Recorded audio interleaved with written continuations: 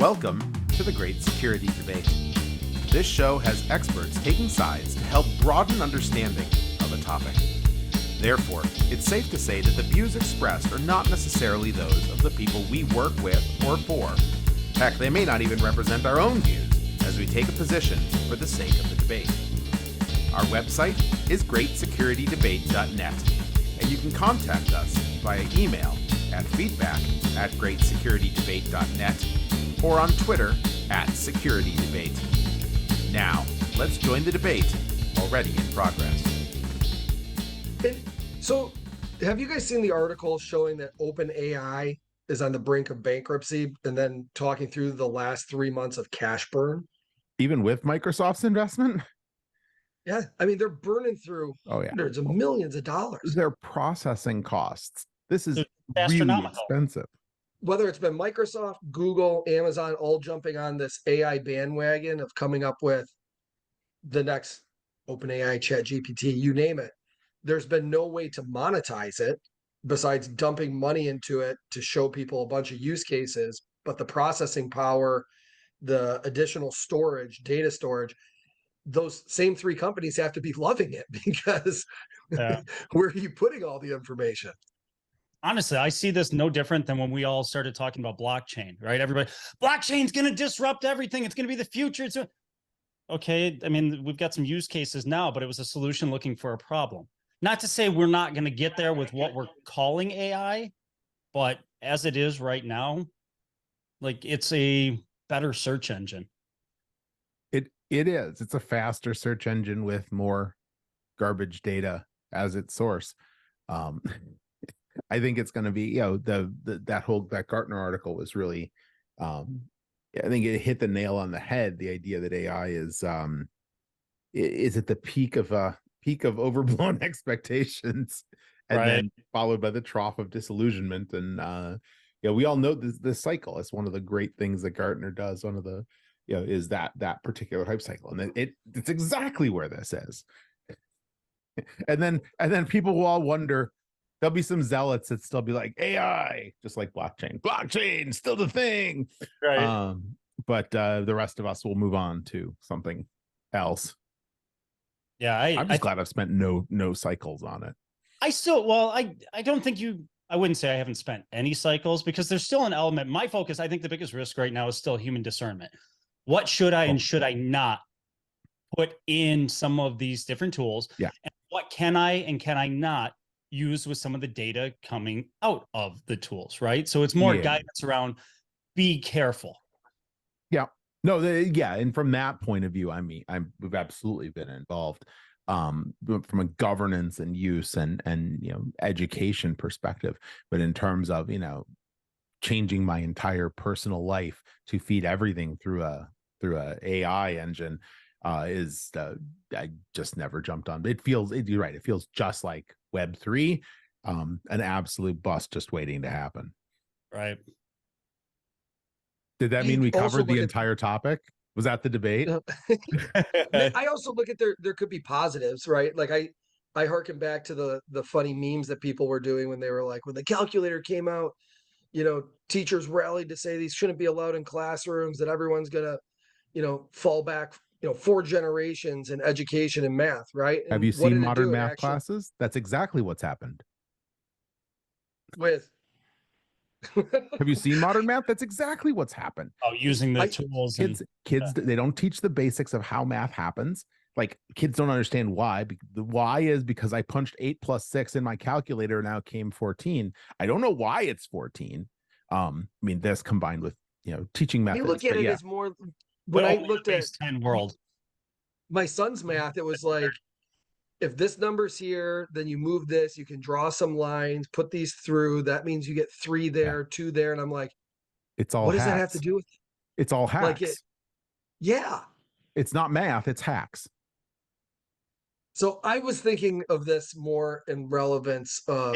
real quick, did Dan just become the old man sitting out on his porch yelling at people to get off his lawn? I shake.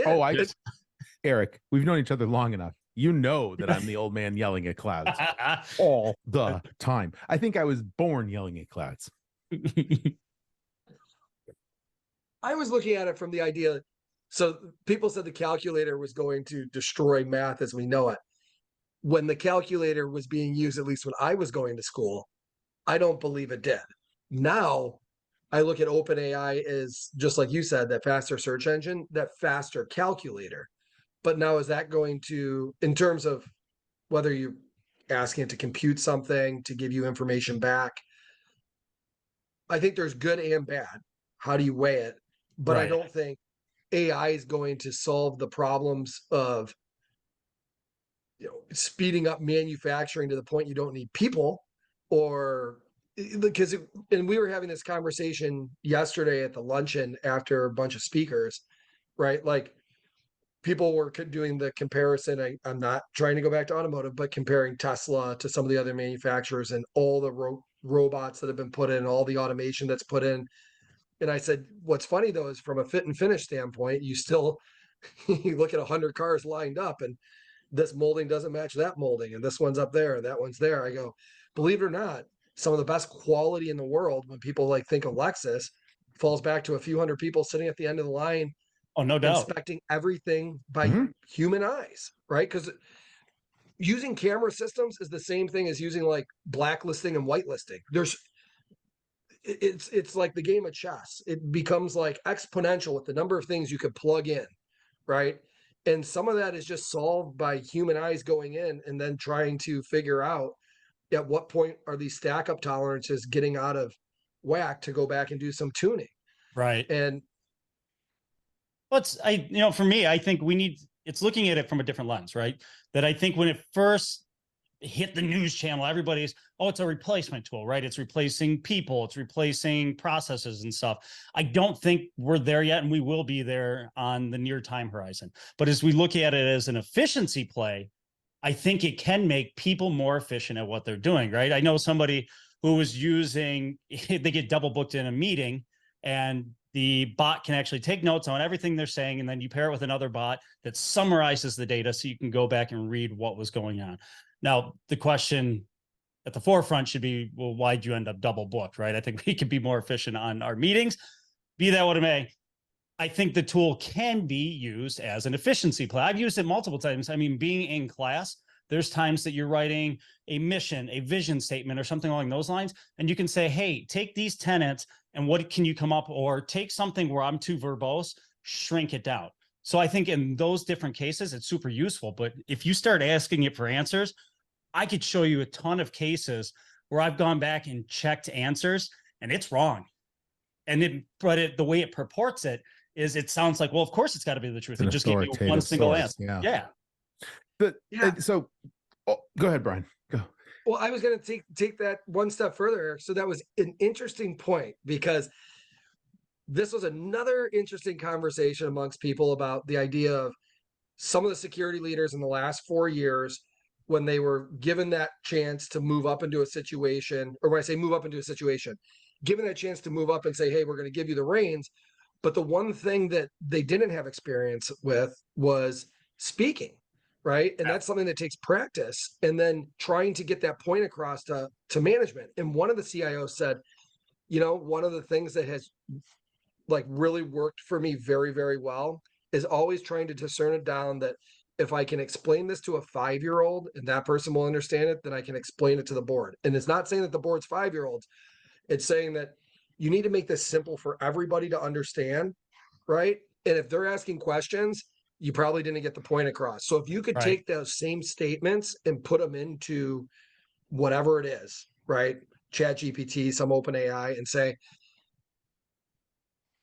take my whatever and proof it for explaining this to the board, right? So it's not adding additional information, but it's saying, how should I word this, right? Or trim this down. What's the best way to get this point across in 5 sentences or less, right? And people can start to use that as a way to teach them how to speak. But then comes the security, the CISO's problem. The security problem in the organization is taking those points, putting them into what is available now, a public community-based resharing, relearning service, and taking those 10 key internal points about your business that you want to try and synthesize, and now you've fed them into an engine Right. that is not just potentially, but is actually purpose built to take those back in, learn from them, and now shoot them back out. So half of my battle with what's going on right now isn't the technology. Technology is cool. I like the technology. I think when used right, with the right parameters, it can be very useful with the right guardrails on what went in, on the learning on the learning information, and the right guardrails on what comes out and how you use it. But the problem is everybody ran toward this naked emperor and said, I love your new clothes. And they're feeding everything into it. They're feeding stuff into it that is absolutely not what we want going out into some kind of reshared learning hive mind. There is still privacy in this world. I rewatched a movie at the weekend called The Circle. It was a Tom Hanks movie that really was just, lightly veiled Google. And the idea that we're all better if privacy goes away, because if everybody's always watching, we'll all behave better. It was an interesting concept, but we're not, and that's not what life is. And that kind of private information from inside a corporation, inside a world, is not yet ready to be put out there. So I think that's where, and then back to the other point about calculators and learning, the other problem I have with all of this is it makes it too easy, and add on the fact that the results are not guaranteed to be accurate or right, but people just take them. They don't know better. And so the more you do this, the more you use these kind of tools without understanding the how. So let's take a common request I get. Dan, I want to write some source code and have ChatGPT write me some source code based on all of the things it's learned. 98% of the world are really crappy programmers. 2, the people who put their stuff out in public, short of, open community, open source stuff, people who put it's not, you don't have no idea of the quality of it. And so now what comes spit out the other side is potentially garbage. And the person who gets it didn't have to figure out how to make it work, how to get to that point. And I'll tell you, in my development days, how did I learn it? By plunking it from the beginning. Starting with a hash and includes and all of the parts and every line I had to go fight for. And you know what? It made me a better developer. And I think it's part of devolution, just like the calculator. And I do firmly believe that calculators have absolutely ruined kids for math. So I'll end with that. But does the AI bot in that instance finally answer the question of tabs versus spaces? Tabs. I like tabs too. I'm sure. And there we lost half our audience. Right, but this again, it goes back to how people end up using the tool, whether it was how they ended up using the calculator versus how they ended up using OpenAI, right? And if you're just punching in the numbers to get an output and not concerned with how you got there, like it was one of the things I loved about calculus, right? And understanding what each valley meant, right? When it traveled through a zero, that inflection point, because then when you went ahead and did the derivative of it, then that was a peak, right? And what does that mean? What was the difference between acceleration and velocity? I think I had one of the best teachers in the world because he looked at the class and realized who he was talking to. Some smart kids that were also going out drinking beer. And he's like, so now let's imagine that we're inside a brand new Corvette, right? We're traveling at 50 miles an hour, right? That's velocity. We're staying steady 50 miles an hour. And as we see a corner coming up, we decide we're going to increase our acceleration as we come around the corner. So we're increasing, he's showing it on the graph. And he goes, and then suddenly we lose control, hit a tree, it goes to 0. He goes, what does that look like now if we go ahead and put this out and do the actual derivative of this and do the inflection points? And he was able to show it. And you're like, that makes so much sense now, right? And I use that example all the time. It gave you context, right? I mean, yeah, and it helped you understand too, when you're graphically looking at something, what does that mean, right?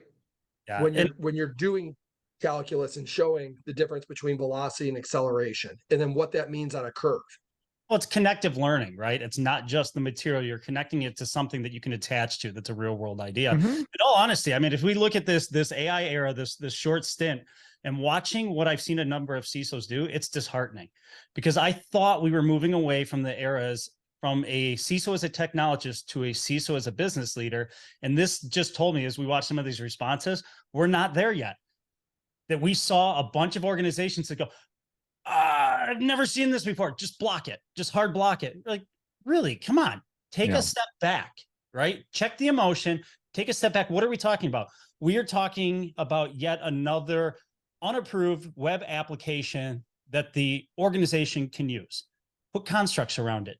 Teach people how to use it. It is a useful tool, right? And I think, I don't know, Dan, if I'm going to fully agree with you that as we look at the calculator's role, the analogy of the calculator to AI, I think AI will work itself out. That as we look at the individuals that are going to rely heavily on it to give them answers, at some point they're going to hit a wall, because in the real world, having a conversation, it's not going to be available to them, right? So what you're saying, Brian, about using it to summarize and make things less technical, as soon as they get asked a question by the board to further go into detail, and they're just going to hit a wall. So I think at some point there's going to be a learning portion of it where they're going to actually hit that wall. But then I think we're going to move past it and realize it for what it really is. Well, I think you made the exact face of one intern I had many years ago when asked a question coming out of college, graduate, and that was the face when you presented with a real world question, because never had that type of linkage ever been made. Right. And by the way, they are going to have these tools with them more and more. I mean, this thing is always with everybody. I mean, me too. And so you will have people depending on it more and more. When you ask somebody to add up a tip or divide out the bill, they go to their phone to do it. They aren't trying to do it in their heads. They've lost that ability. I think it is, over time, actually will hurt our ability to understand some of the background. Same with AI. Now, that said, I really like the technology in confined and constrained ways. Back to, and in a minute, Eric, I'm going to ask you and assume I took the answer. It depends. What the parameters are that you've been advising your colleagues on how to use this technology. And then I'll share mine. But the idea of using this in well-defined boxes where you control the input, you control the output, you control the horizontal and the vertical, for those of you old enough to know that.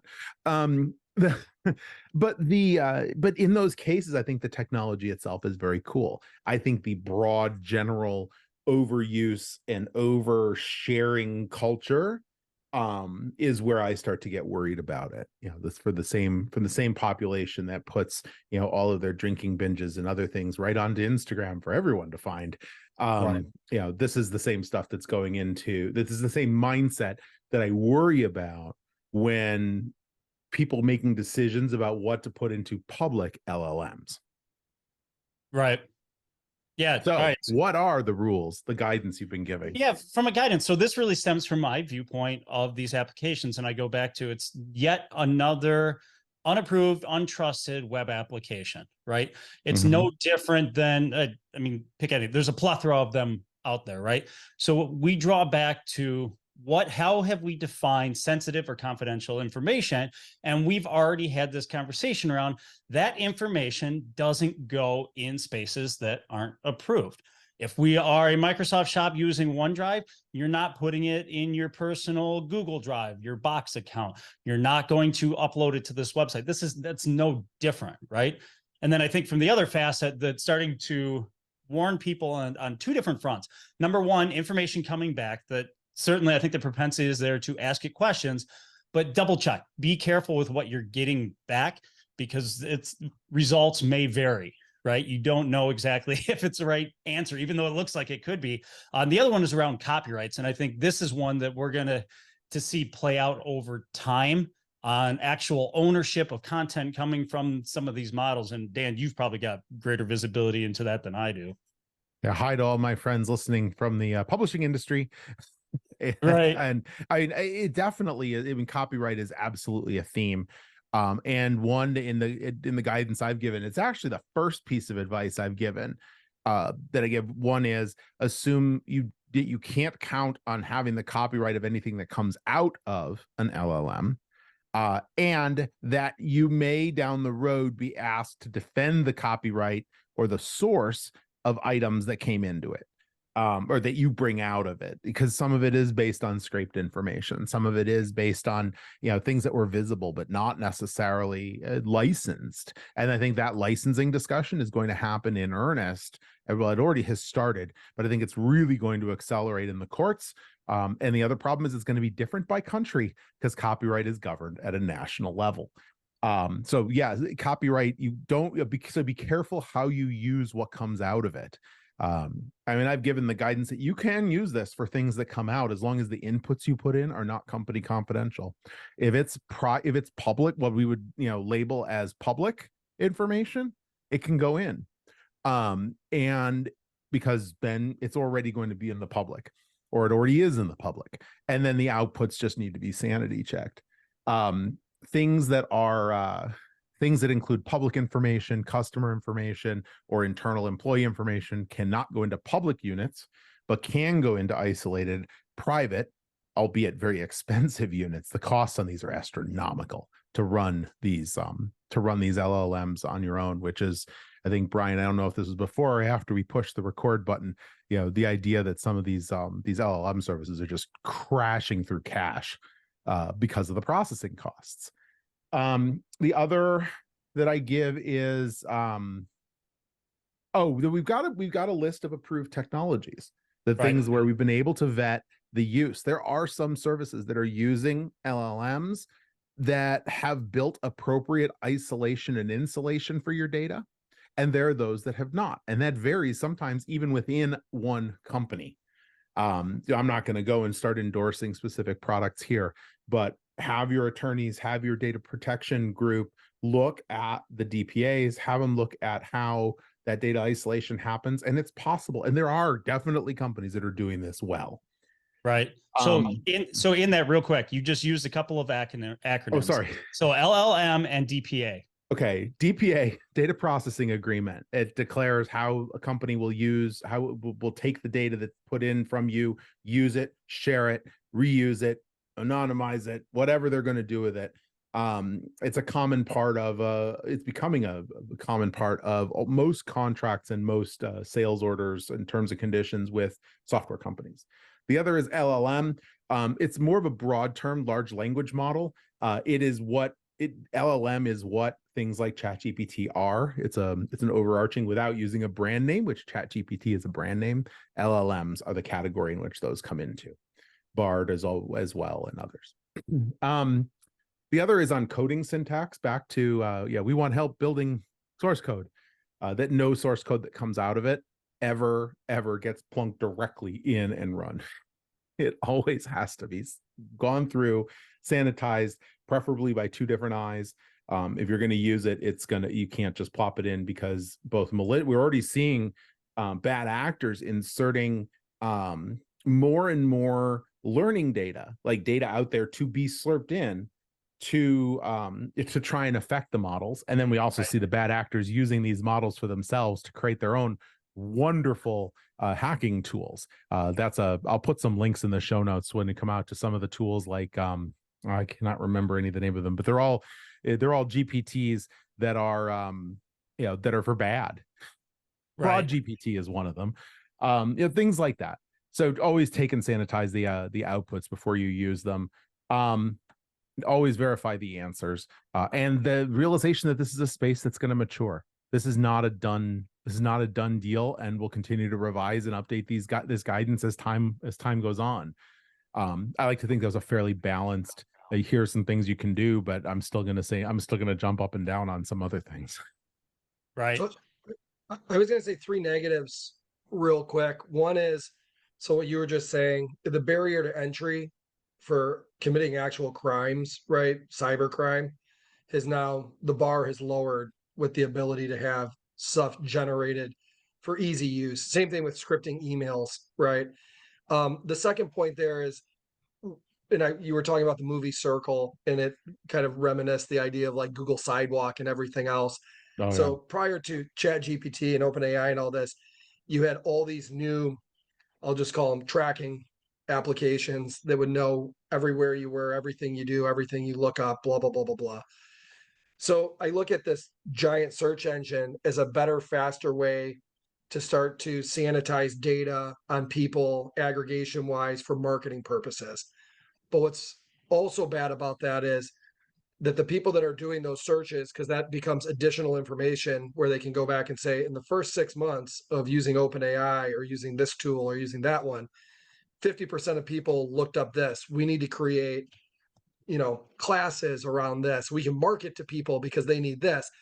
But again, the data that they're sanitizing is only the people that are using it, only the people that trust it, which means, let's say it's 50% of the people out there, which means 50% of the people aren't using it, right? Like, show me the actual numbers of every household, because I do not use it, right? And I've gone in and tested some things, right, with our CTO, but I don't use it on a daily basis. Right. And that goes back to just overall problem solving.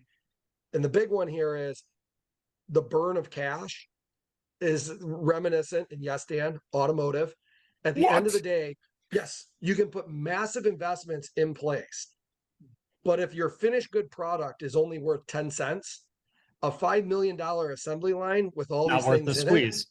it doesn't make it worth the squeeze. So to your point, for certain industries, that juice may be worth the squeeze if all you are is a consultant that needs to come up with stuff very fast. And now you can offer a plethora of information out there that's maybe 50% sanitized, but you're just pumping info out there because it's like, now you become a fast casual restaurant of consulting. You're the Chipotle of advice, right? And you're pushing it out there versus another person that's, in manufacturing industry. And yes, we could plug in and ask it about this, but the output was easily solvable with maybe 4 people. Right. Yeah. If you take a step back, what's interesting is I'm listening to everybody's advice. This has never changed, right? Pull out AI, insert any other topic that we've had over history, that sensitive data doesn't go here. If it's not yours, don't use it. Before you run a script, before you run code, check to make sure you know what it's doing, right? So everybody gets all just blown up. Oh, it's AI. It's going to be either, it's going to fix everything or it's going to break everything depending on what side of the polls you're on.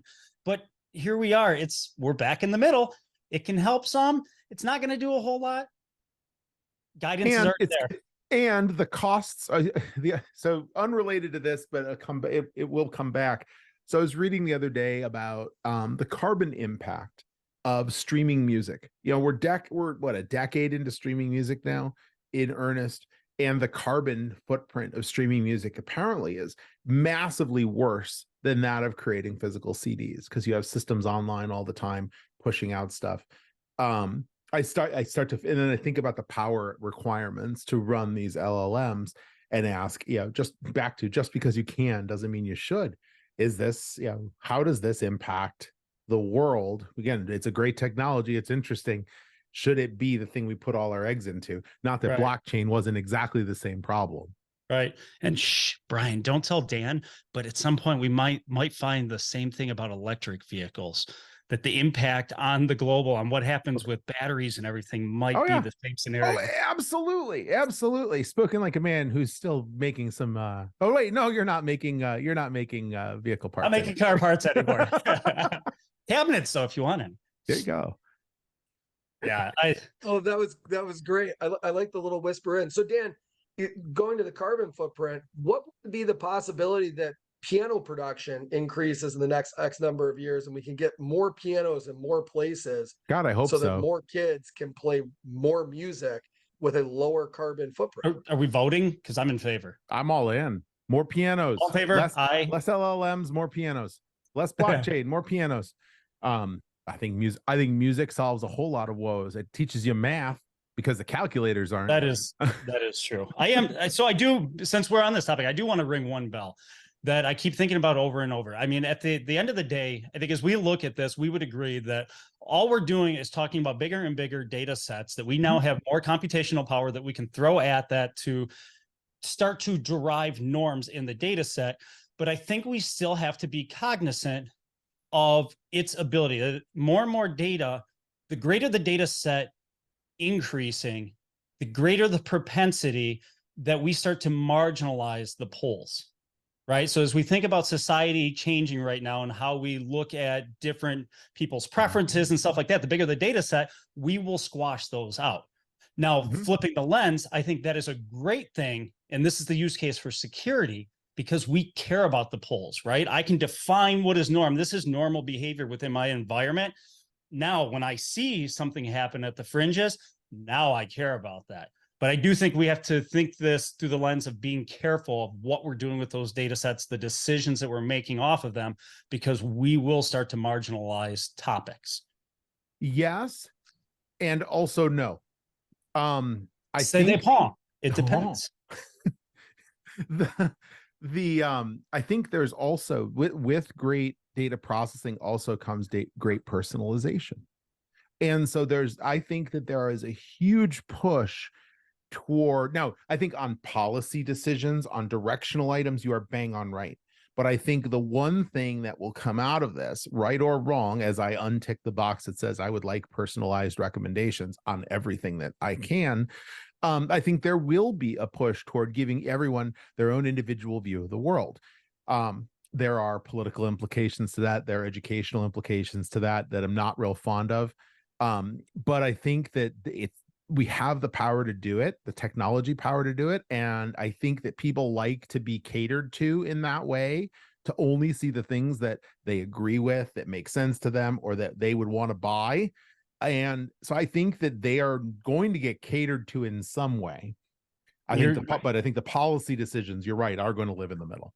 So the latter, you're saying that or the former, you're saying that is a good thing, that we're going to shrink the view of the world? Because I could point to a couple of politicians that you would argue created their own reality, which created a bunch of chaos for individuals. Well, I think I think it's bad. I think it's bad. Okay. I think personalized advertising is absolutely atrocious, but I think it doesn't mean we're not going to go do it. Because this is one of the problems. I think that I think it's manipulative is what I think it is. It is very manipulative, because if all of a sudden you shrink the lens and I can only see what I think I believe, then there is no data challenging my thoughts, and we further exacerbate the dichotomy between people, right? That we start driving people apart. Well, I can only see it this way. Why can't you see it this way? This is what I see. It's dangerous.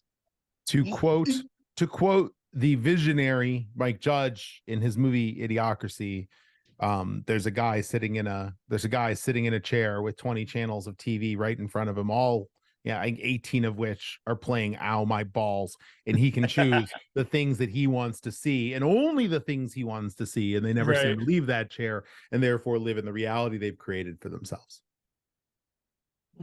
What I was going to say, though, on a positive note, where you were going, I think a little bit in terms of kind of UEBA, right? Looking for behavioral analytics within super large data sets to solve problems quickly. And when you're talking about data, right, or data in motion or data exfiltration and stuff like that, like the better it can get at those anomalies within an environment, a data set that's the business, your business, whatever you're in, the faster then, regardless if it's a false positive, regardless if it's just a red herring, right? But it chased something down that was abnormal, right? That came out of nowhere, and you were able to stop it. And I think there's use cases, but again, the cost of that, right, versus the risk, right? So the things that you're trying to do, well, I think it would be really, really great.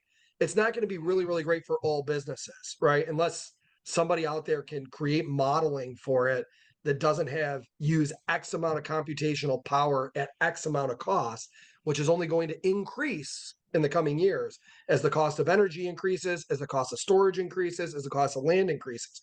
Those are the same problems people face when they produce even a finished good, right? Those finished goods are now software. That software relies on amount of energy for compute and space. Put my arms up.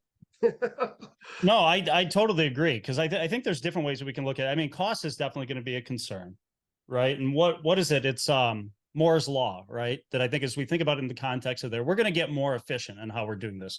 We're still in the early stages of this giant compute that we've now put on these giant data sets, right? That as we look at, just talking to some friends last week on what AWS is doing with NVIDIA and the application for vehicles and stuff, I think we're heading in the right direction, that those costs will come down. I just kind of draw back to, I think there's other applications outside of security, right? That if we think about the data as a normal distribution on whether we want to be in the majority or if this is like a two-tailed test, that we want to be somewhere on the fringes, right? That if you think about patent law. I think there's going to be some opportunities there that if you submit something, being able to compare it to something else and looking at the percentage comparison. Art, the same thing. What's the percentage of art out there that is mathematically similar to what I have versus trying to do something that is completely unique? So I think this may be an opportunity to push ourselves even further. I worry about those applications that we're trying to fit into, you know, 1 or 2 deviations to make something like the norm. Yeah, I'm absolutely right. Just going back to the ads, I actually love it when I get to go to a hotel, because no matter how much you turn off, you know, the things that are made just for you, they still definitely, you know, narrow down based on broader things than just you. But you go to a hotel and you turn on the TV and you're like, these ads are so different and so interesting. Right. I don't want to see the same 5 ads. So I think people thrive from that kind of diversity and thrive from that kind of broad exposure. And I do worry that we're going to spend too much time on focusing on individuals and not on the broad. And I think that comes out of technology like this helps perpetuate that problem. Yeah, I would argue we have to get to that point where we're looking broader lens, right? That you know, this is one of those things where I think legalistically that we're going to need some privacy laws around. That if I think about a comparable product, think about what Microsoft put in, right? That you could start looking at, you would get statistics back on how you're using the different platforms. What percentage of time are you in meetings? Who are you talking to? And it's this whole idea of looking at productivity. But if you translate that over to the manager looking at their team, Microsoft never allows you the ability, I say never, I'm pretty sure it's never, to drill into a single individual, right? Because then you can target somebody. It's they did, but they took it out after outcry. Okay. So, and that's learning, right? So it's got to be broad strokes. I think that's the same way we need to look at these algorithms, or we're going to be right back on what happened with, what was it, Data Analytica in the election? Cambridge Analytica. Well, we have an election coming up. We'll see what happens. This could be extremely dangerous. Yeah. And you got to imagine there's companies out there that are using OpenAI and other tools, right, to gather and crowdsource information, right, behind the scenes for different political advantage, right? Like it's guaranteed. It's happening, right? Whether it's happening directly here on our soil or in some other location, doesn't matter. It's definitely happening. I also think back. I'm going to go get my tinfoil hat real quick.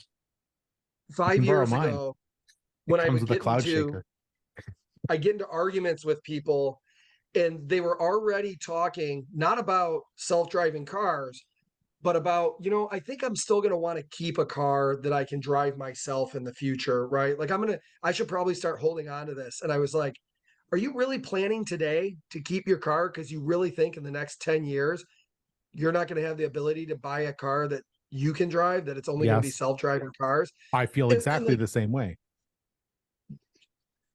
I feel exactly the same way. I'm not there. But I get into arguments with people that you're not going to have fully self-driving cars in your lifetime. And they were like, they're going to get pushed in before their time, but that's a different problem. And then they would sit here and argue with me, and I explain all the reasons why not, right? Coming from the industry that I was in. And it was like beating up a dead horse, right? And now 5-10 years later, right, in the same conversations, I think people realize like there is a lot of good that OpenAI can help with.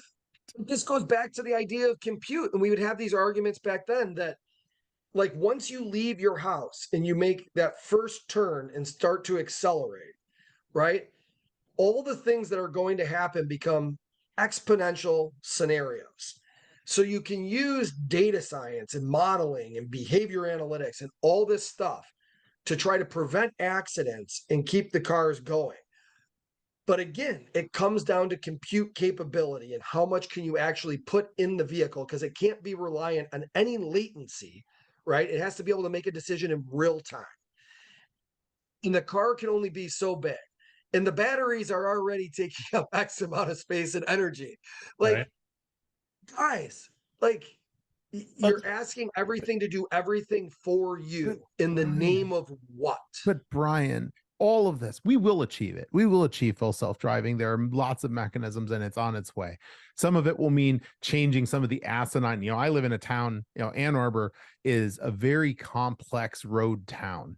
What it's going to mean is forcing, if you want to achieve that, you're going to have to force road design to change to accommodate, because there's so much weird stuff that goes in and out and angles. So, but that it's coming to that corridor, right? We've got I-94 that's now going to have a smart lane. Exactly. So, but Brian, I want to get back to the fact that no matter when we achieve that, if we achieve that, regardless, I hate to tell you this, but we're all humans. And this human loves to drive. This human also will drop everything he's got if he can find a new car, small car, not big, monster, massive, $130,000 Escalade that doesn't have CarPlay, but a car that has a manual transmission. Give that to me. I will drop everything else, and that will be the car I drive for the rest of my life. That was, by the way, that was a beautiful, subtle shot that was taken in that. I love it. Yeah. Anyhow. So what size car again? I missed that part. More about the CarPlay. Well, no, I like small cars. I like manual transmission, and I like CarPlay. Fine, but give me what I want. Don't force me into something else. But I think the same thing exists for full self-driving. I have a car that is capable of, and I'll use the term loosely, full self-driving. And one, the price is ridiculous, and two, it's just not ready, and three, even when it is, I can put the thing on autopilot and it does 80% of it by itself now. You know what? I don't. Right. I still like to drive. I wonder if we can pull this data, Dan. I think just now you may have just solved one of the biggest problems that occurred most recently at General Motors with CarPlay. I wonder if they used that they made a mistake AI to search and say, is there something better than CarPlay? And because 50% of the people that have been using OpenAI typed in, is there something better than CarPlay? That when they typed it in, it said, people want something better than CarPlay. They were like, so let's leave it to the people who have never yet figured out a good in-car entertainment design. All of them. Oh, that is too funny. So OpenAI might have tricked GM into getting rid of CarPlay because the data set wasn't good. You heard it here first. This just in with no evidence. So this is interesting, kind of taking a step back to the broader, right? So I'm finishing up a book called Anti-Fragile, right? That it's looking fragile versus anti-fragile systems and their propensity to survive black swan events, and can't happen to, it just putting that curmudgeon-y hat on and looking at all of the connected systems, begin to wonder if we really haven't thought out the total impact of creating these one-off connected systems and what happens as some of the broader conduits that connect all of them and allow them to work go down. Because if we think about it, I go back to what you mentioned, Dan, about the calculator, right? The people that don't know how to do math because they're using a calculator to do it. Extrapolate that further. Those that don't know how to cook, those that don't know how to do insert certain manual activity, that if all of a sudden technologies go offline, but technology never goes down, so we're good. Those go offline, what are they going to do? Think about it. You take somebody's cell phone away for a while, how much does that hurt? I don't have my calendar. I don't have my email, my text messages, all the different apps I'm using. That's a real possibility. So I have some recent evidence on this. This is actual I missed evidence. 2 meetings yesterday because while I was driving through the mountains, I lost cell coverage, right? So I'm like, oh man, I planned on driving and being in the meeting and I couldn't. I would argue that even with cell coverage, you probably couldn't have joined the meeting. So the acknowledgement that the meeting was there probably wouldn't have helped, but. So let's talk about 2 weeks ago now, here again in Ann Arbor. It is a wonderful city. However, sometimes we have some trouble with power and we have some trouble with internet. We have trees. Ann Arbor. Arbor indicates trees. Trees above ground. Power lines above ground. Trees fall. Power lines fall. Electricity falls. And with electricity falling in some parts of this town, also goes the internet. And so at a recovery at that scale, sometimes takes 3-4 days. I have a generator in the house, so power was fine. But the internet was not for multiple days. And it became crystal clear how dependent everything is on the internet, on callbacks to the internet, on talking to the internet, on just even knowing that the internet is there. I mean, take out the human activities of I can't send a text message. The lights don't work. The smart lights, the garage door won't open by default. There's all sorts of these things that even if I have power, if there's no internet, they all freeze up like a 5-year-old knocking on his first Halloween door going trick or treat. It was the textbook definition. I was away.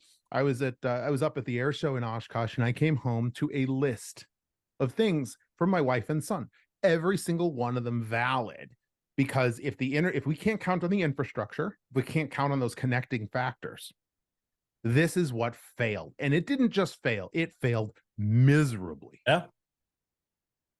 So not to go down a deeper hole, but I think about this in the construct of global tensions and certain ideologies that don't necessarily coexist and might create greater friction between the countries. I think this becomes a greater and greater risk. Right. Or when you're in the middle of trying to say, I'm sorry, and then the line goes down and they think you hung up on them.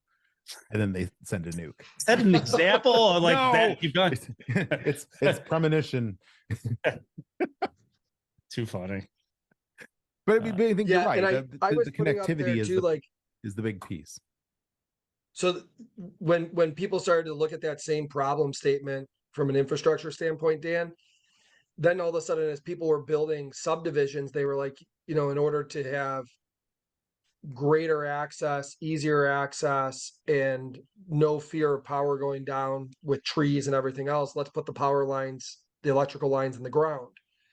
And then they started doing that. And what ended up happening was then you had houses being hit with lightning strikes all the time. And you saw this massive increase in all these areas where the power lines were being buried, right? So even though they were trying to do the math and they were like, well, it's buried, it'll ground, this will happen.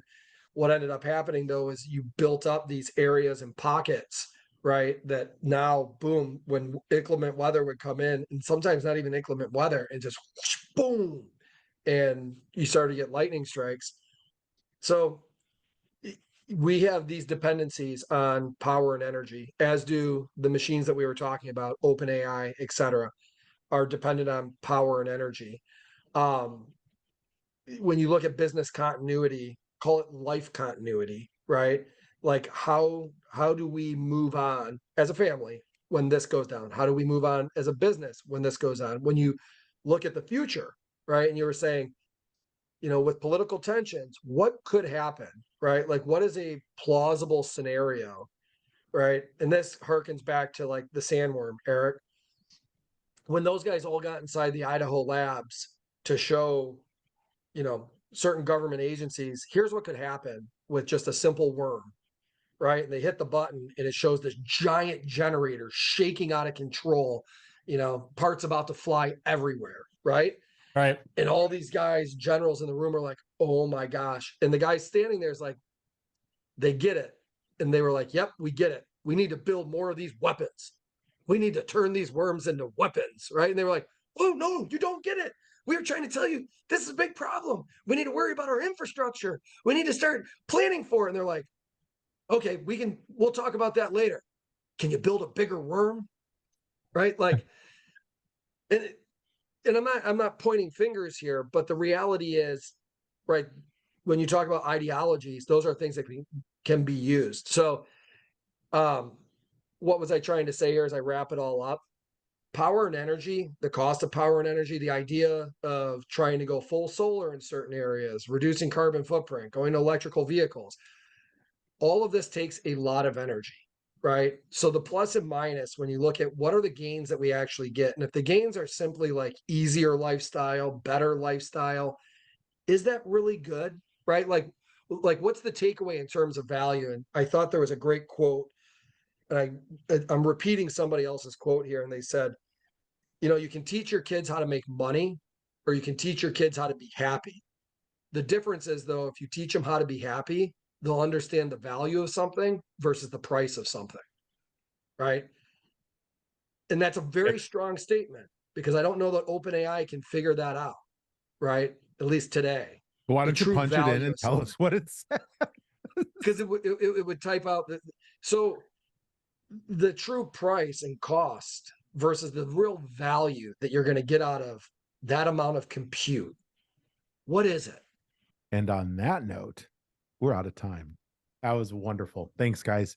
Appreciate it as always, Eric and Brian. Thanks to you, the listener. We really appreciate you being here. And we really appreciate your feedback. You can send us information, send us thoughts, send us ideas, send us topics to feedback@greatsecurity-debate.net. You can find us on our website, www.greatsecurity-debate.net. And we are on, actually, we may not be on whatever Twitter's called now anymore. I haven't logged in a while. The service formerly known as. We are on Mastodon at Security Debate and on LinkedIn as well. You can find us any of those places or just send us an email, but I'll come to our website. You can subscribe to the audio version of this on any of your favorite podcast applications, and on YouTube, www.youtube.com/Great Security Debate. Thanks again, and we'll see you again on the next Great Security Debate.